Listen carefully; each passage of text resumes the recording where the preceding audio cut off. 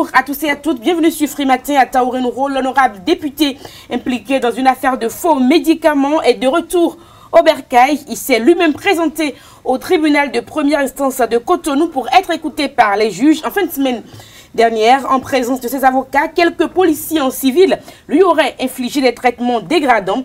Ataou Renouveau est actuellement au CNHU à Cotonou. En attendant donc les réactions de ses pairs députés, nous ferons le débat sur Ataou Renouveau dans cette émission Free Matin. Et puis la grande marche de mobilisation du PRD à Porto Novo est diversement appréciée sur la toile. Pourquoi toutes les actions menées donc par le leader des Tchoko Tchoko est actuellement mal perçu? Jacques Boko, bonjour. Bonjour Nadège. Vous êtes le rédacteur en chef du quotidien Matin Libre. Absolument. Et nous ferons le débat dans un instant avec vous. Tout à fait. La une des journaux sera présentée par Kader Achirou. Bonjour. Bonjour Nadège, bonjour à vous chers amis internautes. Trois sujets font l'actualité ce matin. Il s'agit de la marche de soutien du PRD au régime de la rupture du nouveau départ du Bénin révélé. Il y a également l'audition de l'honorable député Ataou Mohamed Renouveau et la fin du recensement administratif à vocation d'identification de la population RAVIP. À suivre également sur Free Matin le condensé de l'actualité nationale et internationale avec Carles Kitomé, les sports avec Larios Adjagbeno et pour boucler la boucle, l'horoscope du jour avec Ruth Sodedji. Bonjour à tous, bienvenue. Voici pour vous la une des quotidiens parus aujourd'hui sur l'ensemble du territoire national. Nous sommes évidemment au Bénin. Bonjour à nouveau chers amis internautes, nous démarrons par l'investigateur du jour qui affiche en manchette ce matin marche de soutien du PRD au régime de la rupture.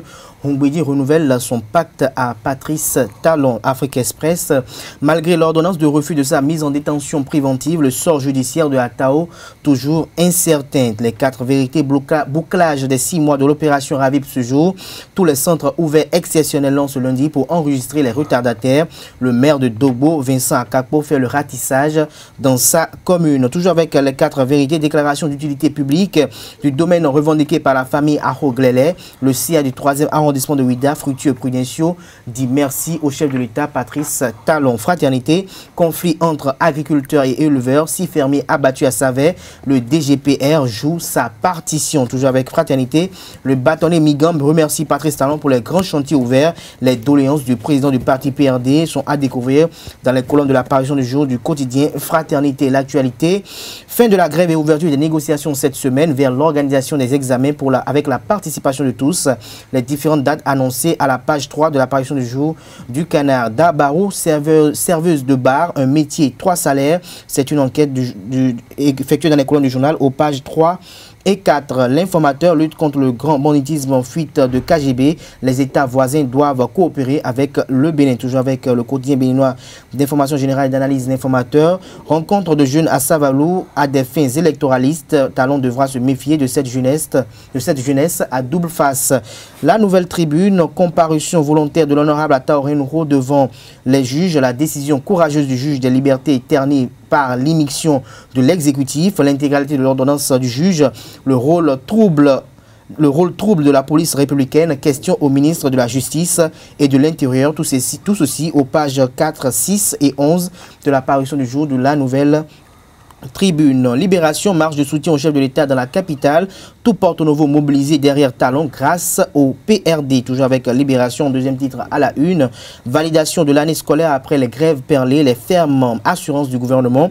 Le nouveau calendrier scolaire dévoilé par le ministre Kakpo Maouyon. Le matinal, comparution et mise en liberté de Ataou Renouveau. La justice garde le suspense.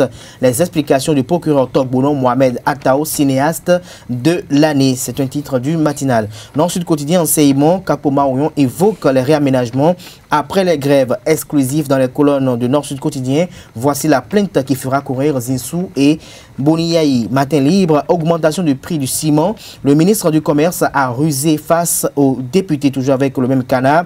Rebondissement dans l'affaire faux médicaments à Ataou Renouveau de sa comparution à son hospitalisation. C'est à la page 3 de l'apparition du jour de Matin libre. L'autre vision, fin de grève dans le système éducatif béninois. tous à l'école dès ce jour, s'exclame le canard. Le gouvernement promet une suite correcte de l'année académique. L'événement précis, rebondissons dans l'affaire faux médicaments. Atao se rend à la justice et ressort libre. Voici la décision du juge des libertés qui refuse son arrestation. Les explications du procureur de la République. Le député a été brutalisé par la police républicaine au tribunal. Selon 16 avocats, l'Assemblée attendue sur la levée d'immunité parlementaire. Appréciation de la gouvernance du nouveau départ par les acteurs sociaux. La lutte contre la corruption a quitté l'étape de la théorie pour la pratique sous le régime Talon. Selon la société civile, titre l'événement précis en deuxième titre à la une ce matin. L'opinion aujourd'hui, invité sur l'émission Zone Franche de Canal 3 Bénin, Wilfried Léandre Humbéji justifie les options de Patrice Talon. Le Béninois libéré, miracle dans la filière coton, plus de 6000 tonnes attendues. Talon assure la réélection de cette députée dans le Nord, toujours avec le Béninois libéré, affaire à Tao, l'ordonnance du juge, version intégrale signée du juge Ariénou. Nous passons au quotidien L'Indépendant, mobilisation de la jeunesse autour des idéaux de la rupture, l'appel de Souleymane Naimi depuis Dassa pour 10 ans au président Patrice Talon. Le Soleil Bénin Info, pour ces actions de développement en faveur de la capitale, tout porte au nouveau mobilisé. Derrière Patrice Talon, le PRD sonne la grande mobilisation en signe de reconnaissance au chef de l'État, Patrice Talon. Le pays émergent, affaire de faux médicaments, le député Ataorin Ho écouté au tribunal puis évacué au CNHU. Lire l'ordonnance rendue par maître Eric Marcel Ariénou. Les clarifications du procureur Gilbert Togboulon. Les avocats du député dénoncent le zèle de la police républicaine. Jack Pata soutient aux actions du gouvernement. Le PRD décroche un puissant satisfait à Talon pour les chantiers ouverts à Porto Novo. Le coopérant, le ministre Mario Kakpo sur Canal 3 Bénin, nous aurons une année correcte où les programmes d'enseignement seront mis à exécution et suivis. Nous finissons avec le potentiel qui titre en manchette ce matin, marche de soutien au président de la République dans l'Ouémé samedi dernier. Talon, PRD et Porto Novo, une histoire d'amour. Hongweji, allié de taille de la rupture, est toujours maître du territoire. Merci à vous, Kadera Chiro. Donc, c'était la une des journaux, des quotidiens parus aujourd'hui au Bénin. Les journaux sont disponibles dans les kiosques. Le débat sur Free Matin, Jacques Bocor. À nouveau, bonjour. Bonjour, Nadège. Vous avez suivi un peu l'actualité du week-end avec l'honorable Ataorin Ho. Nous en parlons il y a de cela quelques mois et on sait que les grossistes répartiteurs sont actuellement derrière les barreaux. Et puis Ataorin Ho qui se présente simplement au procureur de la République. Oui, ça c'est un fait, disons, inédit, puisque c'est très rare que des acteurs politiques, surtout dans des dossiers d'urgence, décident délibérément de se présenter devant la justice. Mais dans un premier temps, c'est vrai, il a pris la poudre d'escampette, il a fui du pays depuis décembre 2017. Donc disons 5 mois après, il est réapparu pour se présenter au juge. Et puis le juge des libertés et de la détention a vu que les infractions constituées contre le mis en cause à défaut des preuves matérielles, puisque le ministère public lui-même n'a pas pu apporter certaines preuves. Donc le juge des libertés et de la détention a décidé, surtout que c'est un personnage, disons, hors pair, qui a l'immunité parlementaire, donc protégé par l'article 90 de la Constitution. Le juge a décidé de le placer en détention provisoire, donc a décidé de sa liberté pour le moment. Bon, au tribunal, quelques méli-mélos, si nous suivons bien le procureur, c'est que le député devant le juge a déclaré qu'il a été brutalisé par les agents de sécurité. C'est vrai, on n'était pas sur place, on n'était pas les équipes là. Étaient sur place, les équipes étaient là, on n'était pas à l'endroit où il a été effectivement brutal. Mais quand on suit le procureur de la République, c'est que le député a confié de tels propos qui jusque-là n'ont pas été démentis par la police républicaine, notamment son numéro 1, le directeur général Ronampé. Le procureur non plus a mis ça au conditionnel, donc n'a pas balayé ça du revers de main. Mais il faut reconnaître aussi que quand une visite de la minorité parlementaire, puisque nous avons suivi un peu cette actualité hier sur les réseaux sociaux, quand ces députés de la minorité étaient à ses cheveux, il a déclaré qu'il a été vraiment brutalisé et qu'il n'a jamais vu ça. Ce sont ses propos contre les propos officiels. Ce n'est pas encore démenti, donc on attend toujours.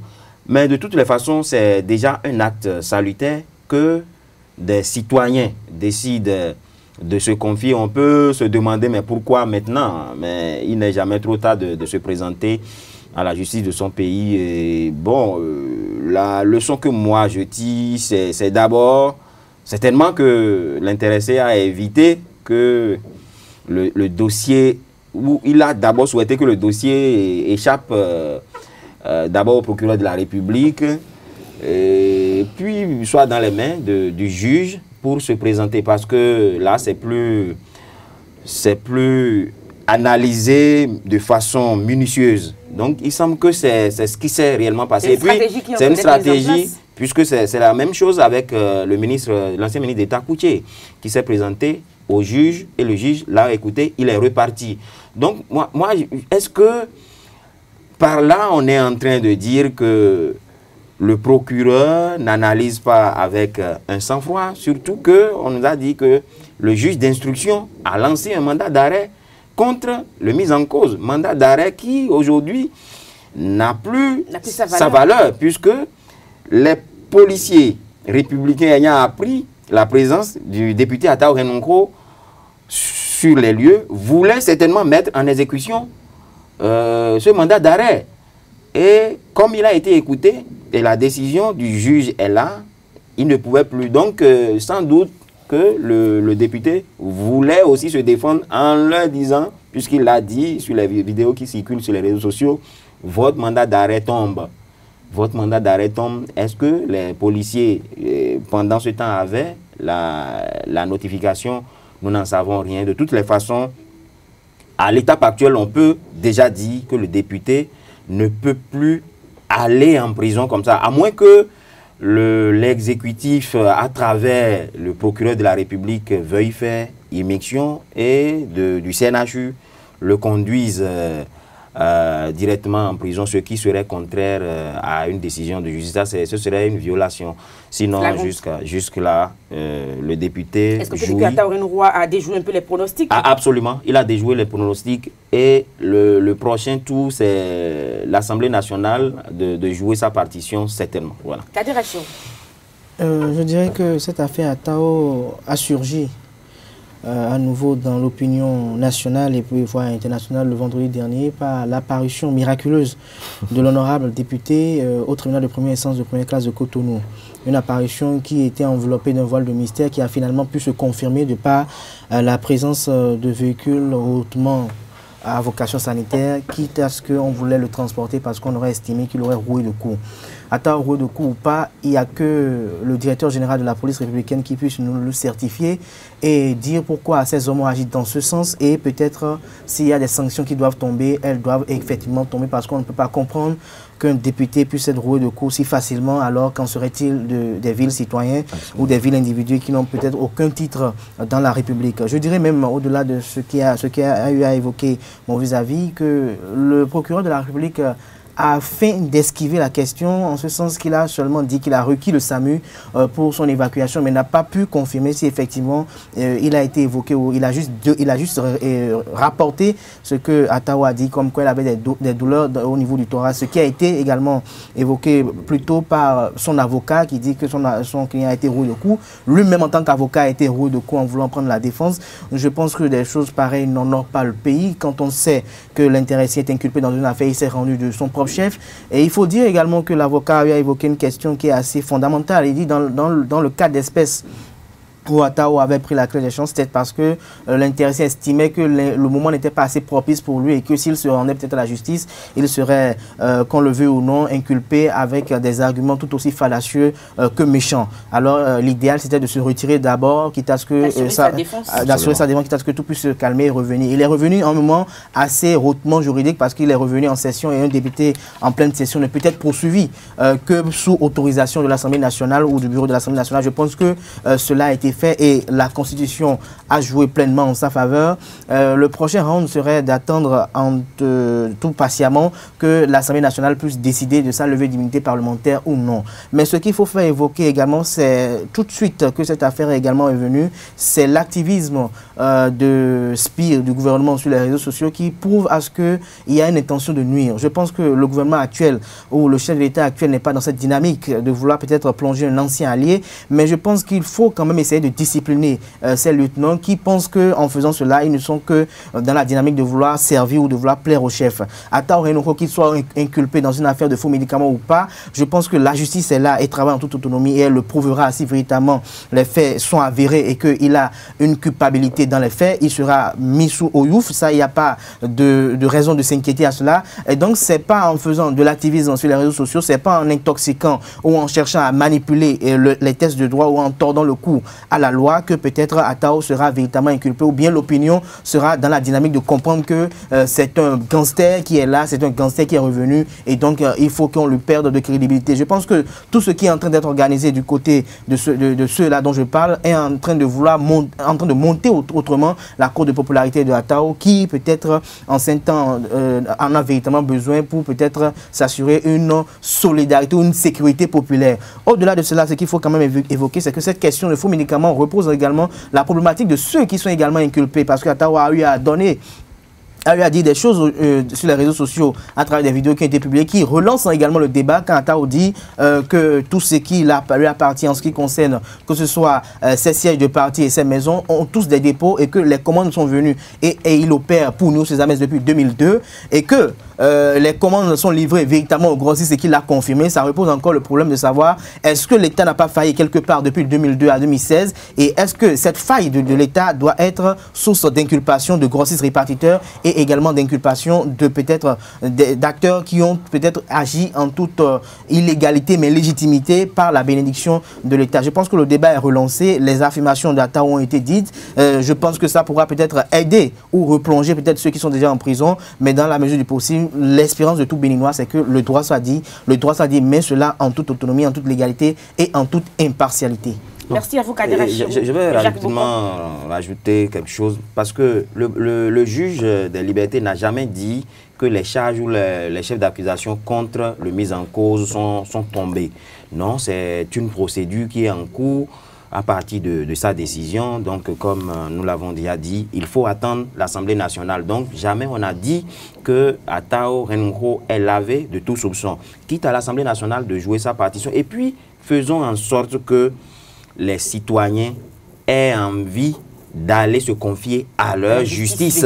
Parce que quand on dit que Bolloré a été interpellé et que si on interpellait un opérateur économique au Bénin, et on va alerter, absolument, et que Sarkozy ou Hollande sont devant la justice, Jacques Chirac, et qu'on ne peut pas interpeller un ancien président de la République, il y a aussi ces garanties qui manquent à notre justice parce que il y a ce couloir, ce pont entre le ministre de la Justice et puis le procureur qui ne rassure pas forcément parce que les compatriotes, voilà. Donc faisons en sorte que nous ayons confiance en notre justice, mais ça passe par des garanties. Alors Jacques Bokor, le PRD également qui a organisé une marche de mobilisation et sur la toile on a vu un peu ce qui se passe. Pourquoi actuellement les actions qui sont menées par le leader des Tchoko Tchoko est tout de suite mal perçues au Bénin? D'abord, il faut dire que cette marche est une première depuis 2 ans. Une première, et s'il est vrai que par le passé, on en a connu sous Yaïboni les 10 dernières années, mais à partir du 6 avril 2016, on a déclaré une nouvelle gouvernance basée sur la rupture. Et le chef de l'État qui est là, le président Patrice Talon, pas plus tard qu'il y a 1 ou 2 semaines, a dit que lui, il ne verse pas dans le populisme. Que la marche soit de soutien ou de reconnaissance, comme voulait faire savoir le maire Emmanuel Zossou, qui disait que ce n'est pas une marche de soutien, que c'est une marche de reconnaissance. Je ne sais pas trop quelle est la différence. Toujours est-il qu'il y a une marche et une marche politique. Alors, le président Talon, moi, je ne sais pas comment a-t-il pu, lui qui n'aime pas le populisme, a-t-il pu autoriser cela avec ses photos, des slogans sur des affiches, et puis la marche géante, la gigantesque marche à Porto-Novo. Moi, je pense que le PRD, au-delà de tout ce qu'on peut dire, est en train de sonner la mobilisation pour 2019, surtout que il est en train de dire d'être dit dans les coulisses que le PRD va conduire la grande alliance du côté de l'Ouémé Plateau, la grande alliance de la majorité au pouvoir. Donc, toutes les forces politiques vont se réunir autour du PRD qui va maintenir certainement son logo pour les législatives de 2019. Donc, il est en train de sonner la mobilisation, de remobiliser la troupe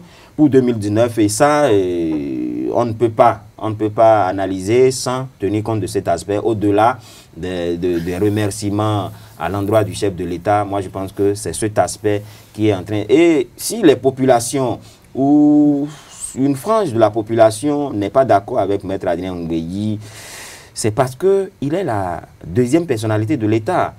Et moi, je ne sais pas comment on peut aller remercier un acteur alors qu'à l'Assemblée nationale, d'une manière ou d'une autre, on l'aide déjà à travers le vote facile de certains tests de loi.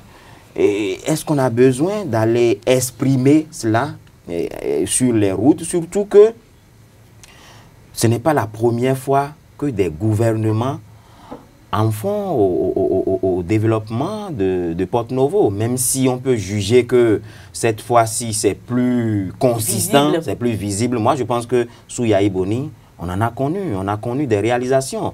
Donc sous Mathieu Kérékou également, sinon Porto-Novo ne serait pas à cette étape, mais est-ce qu'en son temps on l'avait exprimé de cette même façon? De toutes les façons, le peuple est le seul arbitre. Et puis les élections législatives, c'est dans quelques mois et avisera, comme vous le dites si bien. Je dirais que cette marche, jusqu'au vendredi soir, je n'ai pas cru à sa réalisation, à son effectivité.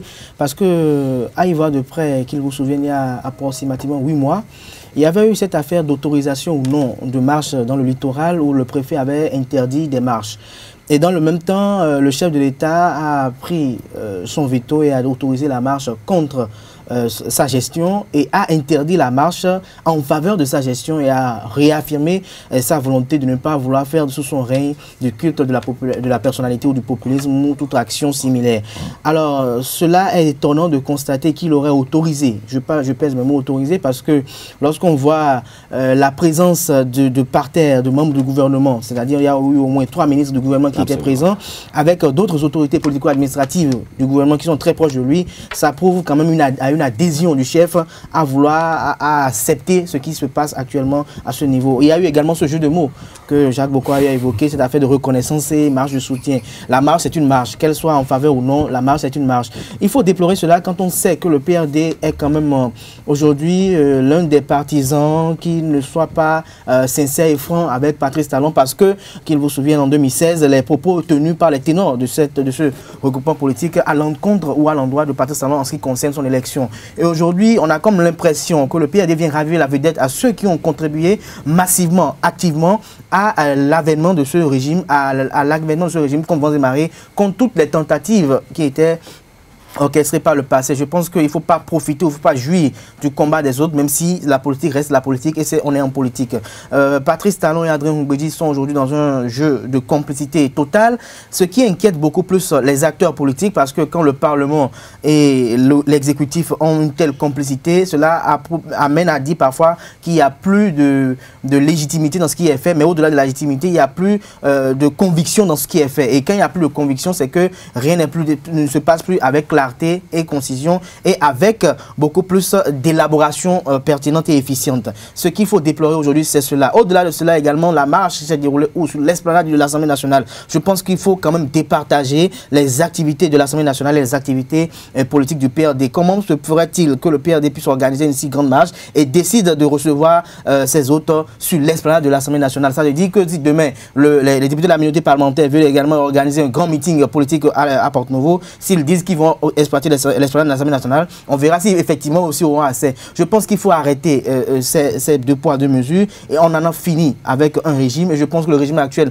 n'est pas dans cette philosophie, même si il n'a pas le choix parce qu'il a des challenges électoraux qui l'attendent, mais il faut quand même être dans sa lignée, il faut quand même rester dans son couloir pour quand même lui rendre effectivement service. Patrice Talon n'est pas cet homme qui a véritablement besoin de marge de soutien, mais c'est de l'homme qui a véritablement besoin de choses. Et je pense que, comme l'a dit ce député du bloc de la majorité parlementaire, c'est-à-dire qu'il faut différencier la foule du peuple. Si la foule faisait gagner les élections, en 2016, il y aurait d'autres personnes qui auraient été présidents, ça aurait pas été Patrice Talon. Non, il faut différencier la foule du peuple et il faut travailler dans l'ombre à véritablement faire garantir Patrice Talon pour les élections plutôt que de payer des gens pour qu'ils sortent dans les rues pour venir marcher comme quoi on veut reconnaître quelque chose et afficher des images du chef de l'État comme si on était en pleine campagne électorale, ce que lui-même avait déploré par le passé. Merci à vous, Kader Achirou. Il faut croire quand même qu'Adrien Oumbédi a frappé fort parce que c'est pas évident de faire quand même comprendre à Patrice Talon qu'il fallait accepter ses affiches, ses photos sur les affiches, qu'il fallait mettre son logo, qu'il fallait déplacer ses ministres. C'est pas évident parce que l'homme, on le connaît, il est effectivement bloqué, il ne veut pas verser dans le populisme.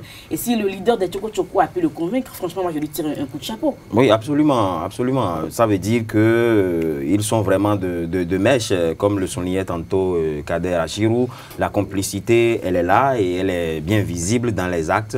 Au-delà du Parlement, nous l'avons vu encore sur l'esplanade de l'Assemblée nationale ce week-end. Donc ça veut dire qu'entre Patrice Talon et Maître Adrien Oumbédi, c'est l'histoire de l'arbre et de l'écorce. Et ce que moi je crains que cela ne fasse école ailleurs, que cela ne soit une épidémie dans le pays parce que après Porte-Novo, certainement, la partie septentrionale va prendre et tout le pays sera contaminé. On va répondre. Donc, on est là pour apprécier. C'est pas pour nous déplaire, mais ça déplaît à Patrice Talon, c'est pas pour nous déplaire. Ça nourrit quand même des familles. C'est pas pour nous déplaire. Ça veut dire que c'est en porte-à-faux avec ce que lui-même dit. Ça nourrit des familles, c'est le volet social. C'est pas pour déplaire le peuple quand même. Absolument. Le peuple en voulait même parce que à travers ces marches, il y a redistribution de la richesse. Voilà. Et puis ça fait quand même, on est un peu plus épanoui parce qu'il y a des marches, on discute et puis voilà.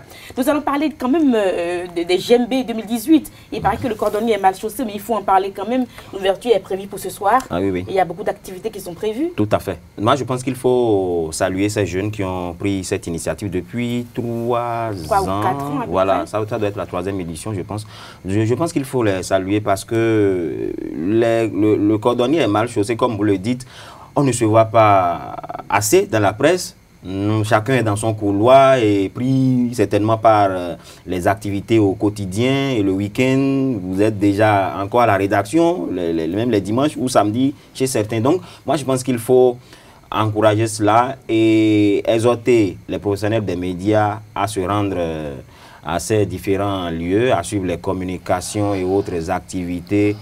Et surtout que tout se passe très bien pour que nous ayons aussi d'autres éditions. Voilà. Kader Achirou.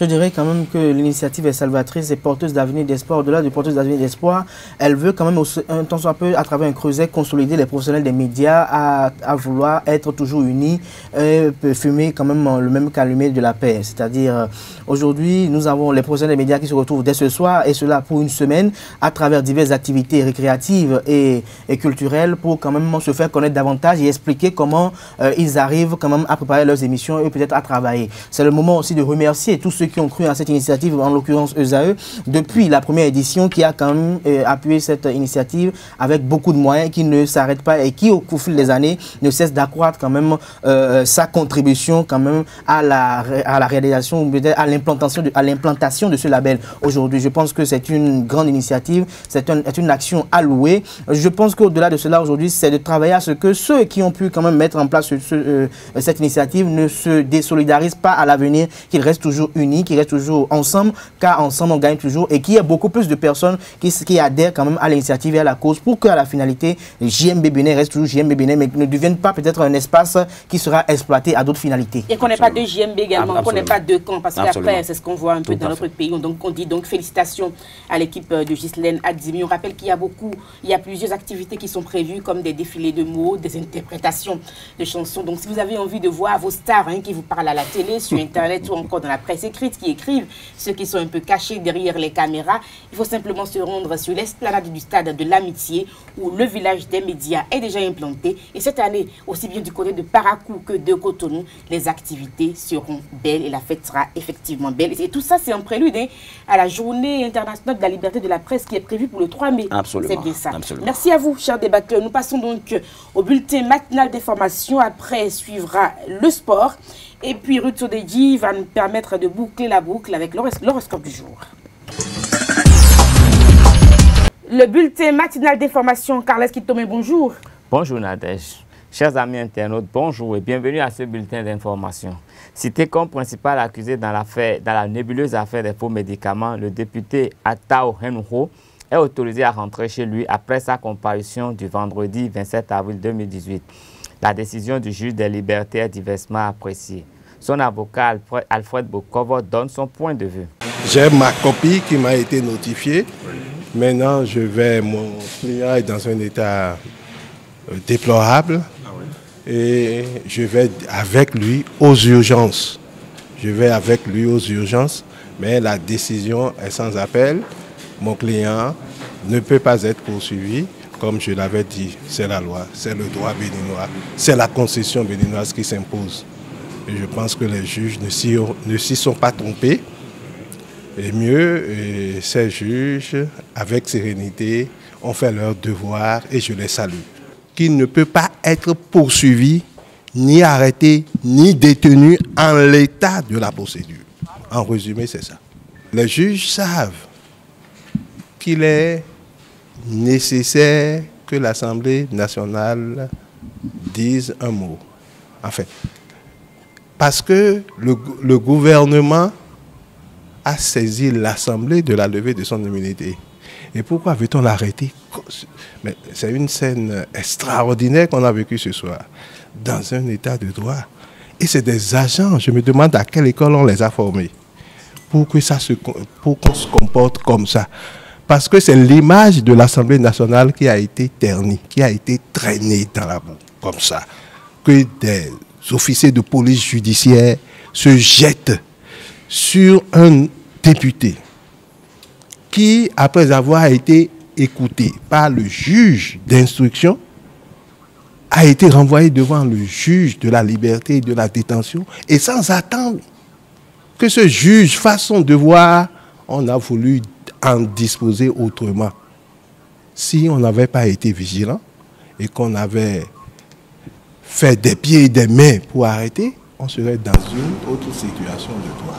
Heureusement que ça n'a pas marché et c'est pourquoi je tire un coup de chapeau à la justice béninoise pour son travail, son efficacité et surtout la sérénité dans laquelle elle fait son devoir. Non, il rentre malheureusement à l'hôpital parce qu'il est dans un état où le procureur même, et je salue en passant le procureur, qui a exigé qu'on ne l'amène pas à SAMU, au CNHU, aux urgences, pour qu'on voit, puisqu'il est dans un état, je ne peux pas encore qualifier. Mais il a reçu des coups, et il a des douleurs thorax, dans la poitrine et dans le thorax. Donc les médecins qui sont venus là, qui vont l'emporter à l'hôpital, pourront nous situer sur la situation médicale de mon client. Rappelons que le député Atao Henho a été transporté aux urgences après sa comparution. Nous reviendrons sur cette information dans nos prochaines éditions. Le président du Parti du Renouveau démocratique PRD, Maître Adrien Mbedi et ses militants ont organisé une marche de soutien au régime du président Patrice Talon le samedi 28 avril 2018 à Porto Novo. Cette manifestation, qui selon les observateurs ressemble à une opération de charme du leader des Tchoko Tchoko. C'est la première fois que les militants du Parti du Renouveau démocratique PRD marchent pour soutenir un gouvernement, s'exclament certains politiciens. Ils s'interrogent sur les raisons d'une telle opération. La situation de grève qui paralyse l'école béninoise préoccupe plusieurs Béninois qui cherchent des voies et moyens pour une sortie de crise. L'ONG Ensemble pour le développement de l'Afrique, EDA, a donné un point de presse le samedi 28 avril à son siège pour proposer une stratégie de sortie de crise. Écoutons un extrait des propos du président Simon Edou. Ce qui est frappant, qui commence par nous inquiéter, ce sont les grèves au niveau du secteur éducatif où tout le monde a peur d'une éventuelle année blanche. Imaginez, voyez-vous combien les parents ont souffert pour envoyer les enfants à l'école? Imaginez quelle serait la vie des apprenants si cette situation n'est désamorcée ou si aucune bonne solution de sortie de crise n'est trouvée. Chers compatriotes, nos enfants sont laissés à leur sort et des conséquences immédiates, ce sont les nombreux cas de grossesse indésirée enregistrés ça et là, sans oublier la jeunesse masculine qui s'adonne à la dépravation, ce qui se caractérise par les phénomènes de jeu, d'escroquerie, je veux dire Gaiman, d'occultisme et de sacrifices humains observés depuis un certain moment dans le pays. L'ONG EDA, Ensemble pour le développement de l'Afrique, demande à tous les Béninois de faire un effort à travers des actions ci-dessous. Appuyer les forces en présence dans la résolution stratégique de la crise par la constitution d'un comité de suivi qui sera uniquement composé des acteurs en présence, je veux dire gouvernement, centrale et confédération syndicale, et l'ONG EDA élargie à toutes les organisations de la société civile partageant les mêmes visions. Connaissance réelle des vraies raisons de la crise, planification et analyse participative de la situation, stratégie durable pour la sortie de crise, ouverture d'un compte au nom du comité de suivi, choix d'un conseil juridique, souscription volontaire de tous ceux ou celles qui se sentent concernés par la résolution de la crise. Chers compatriotes, face aux besoins de la crise, il urge de mobiliser près de 70 milliards de nos francs pour satisfaire toutes les revendications. Or, nous sommes une nation de plus de 11 millions d'habitants.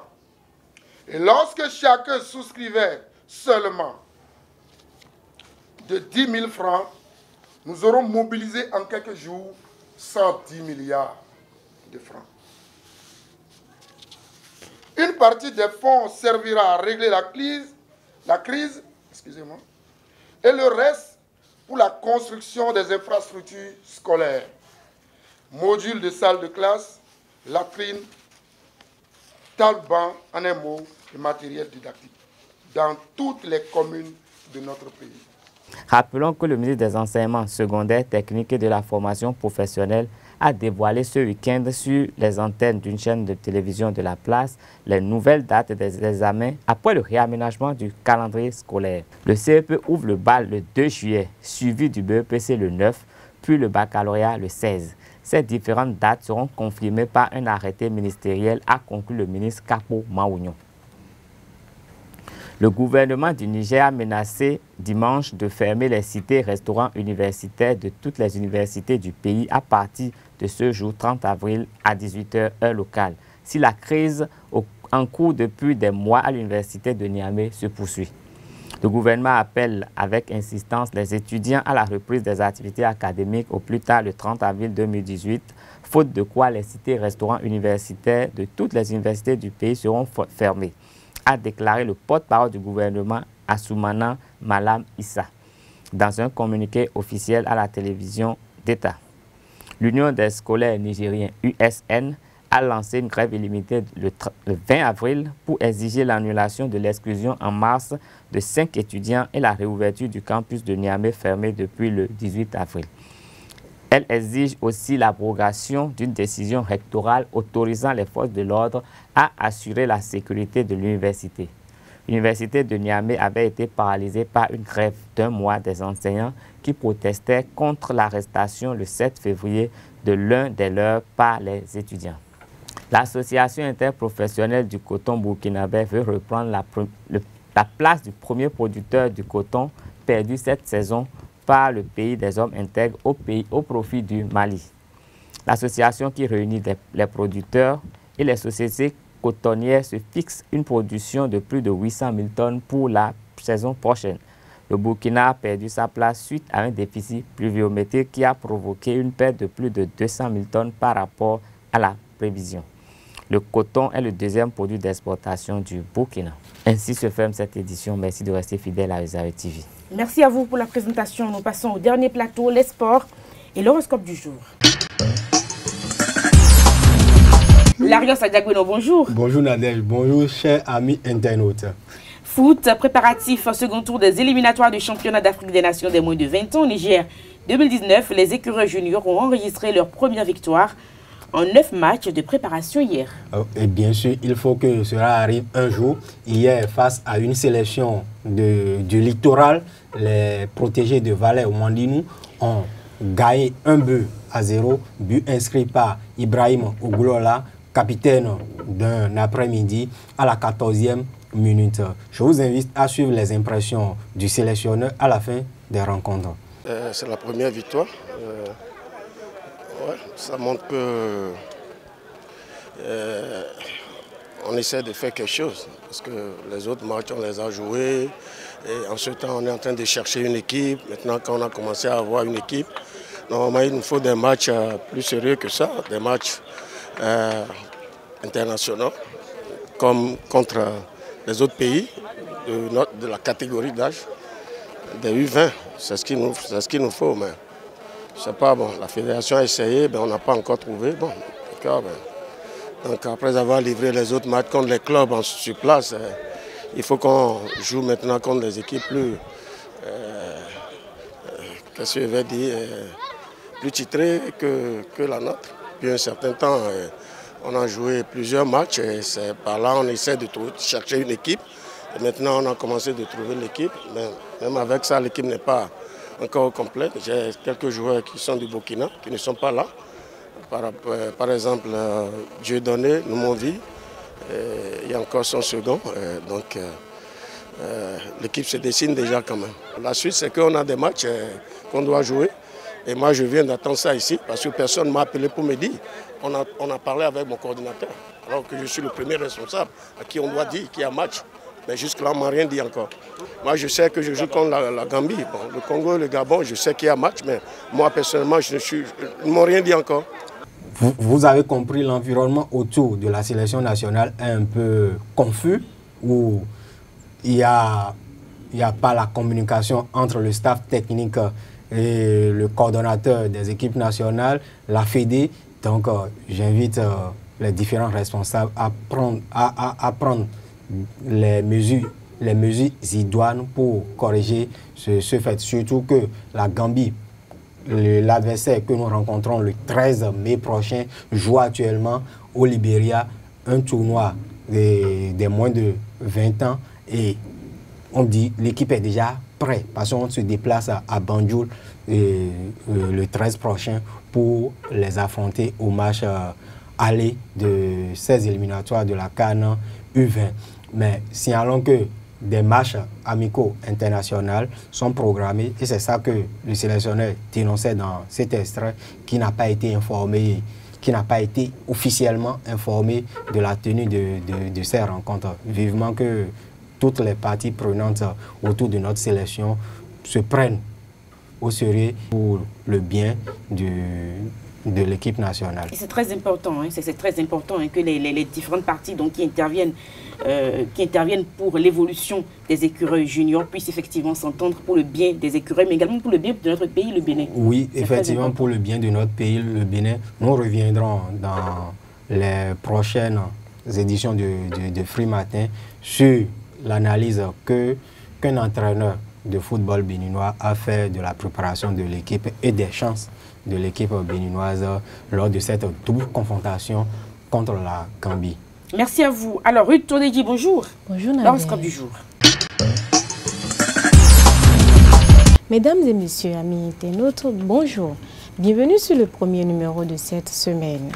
Chez nos amis béliers, tout est possible au regard de vos ambitions. C'est le moment de donner des coups de pouce positifs en développant davantage vos savoir-faire. Amis taureaux, Puissant et bien décidé à imposer vos règles, vous pourriez effectivement en ce jour donner le ton et convaincre vos partenaires en amont comme en profession. Chez les amis Gémeaux, votre façon d'agir sera instinctivement constructive, votre combativité va connaître des hauts et des bas, mais tout rentrera dans l'ordre dans un peu de temps. Amis Cancer, soyez vigilants et surtout dans tout détail en ce jour afin de faire évoluer vos activités et d'obtenir de bons cartes pour gagner la journée. Pour nos lions, amis lions, allez de l'avant sans vous inquiéter de ce que pense votre entourage professionnel. Vous aurez l'occasion de montrer votre vraie nature. Par contre, les opinions de votre bien-aimé seront les bienvenues. Amis Vierges, la chance est avec vous aujourd'hui. Vous avez l'air de simplifier en vous affirmant davantage dans vos initiatives. Vous aurez des facilités à communiquer avec vos clients professionnels sur des questions liées à vos affaires. Chez les amis Balance, c'est votre journée, c'est votre heure, ainsi dit les astres du jour. Votre pouvoir de persuasion se développe et gagne redoutablement en efficacité. Chez les amis Scorpions, les idées techniques vous seront plus faciles que ceux créatifs. C'est le moment de faire des choses et de corriger les erreurs du passé ou d'aider vos collaborateurs à en faire autant. Amis Sagittaires, vous risquez aujourd'hui de vous mettre en avant avec maladresse. Prenez du recul avant d'agir en ce sens.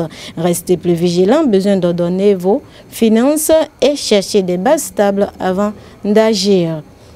Aujourd'hui, chez nos amis Capricorne, une puissance maximale vous permettra de faire ce que vous voulez et pourquoi pas accomplir des prouesses.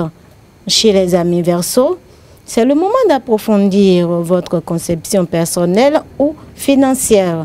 Suivez votre instinct, il vous mènera vers de véritables succès si vous ne doutez pas de vous-même. Et pour finir, chez nos amis Poissons, prendre de l'avance sur un projet va être fortement favorable chez les amis Poissons. Cherchez de véritables alliés complémentaires pour développer vos stratégies vers davantage horizons et ceci sur le plan pratique. Amis internautes, ainsi prend fin la prévision du jour. Merci de nous préférer. Bonne fête de travail à tous. Merci à vous, Ruth Sodeji, la Adjabono, merci, c'était l'espoir avec vous. C'est la fin de Free Matin que nous vous remercions d'avoir suivi. On va prendre rendez-vous pour le mercredi. Nous serons le 2 mai de l'an 2018 parce que demain, c'est la fête du travail. Bonne fête à tous les travailleurs du Bénin.